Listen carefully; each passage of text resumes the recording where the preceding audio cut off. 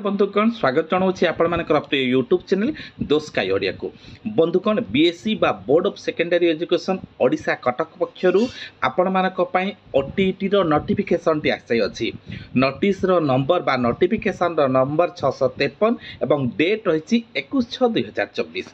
तो बंधुगण आपण माने www.bscodisha.ac.in जरिया आपण माने समस्त विवरणी पाई परिबा सहित फॉर्म मध्य आवेदन कर परिबे जो 24/6/2024 मिडनाइट रु आपण मानकर 5/7/2024 पर्यंत ऑनलाइन जरिया आपण माने फॉर्म टी आवेदन करिवे एवं फीस पेमेंट जो एप्लिकेशन रहिबो ताहा आवेदन रो शेष तारीख रहउची 6/7/2024।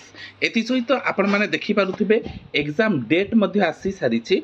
एग्जाम डेट रहउची 9/8/2024 जो पेपर 1 रहिछि 9टा रु 11:30 एवं पेपर 2 रो टाइमिंग रहिछि 2टा रु 4:30।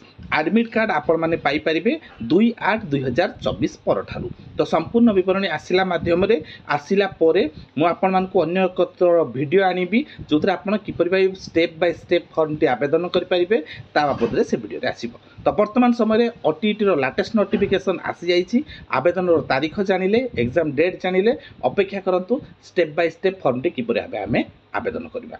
वर्तमान पई एतिकी। नमस्कार, जय जगन्नाथ।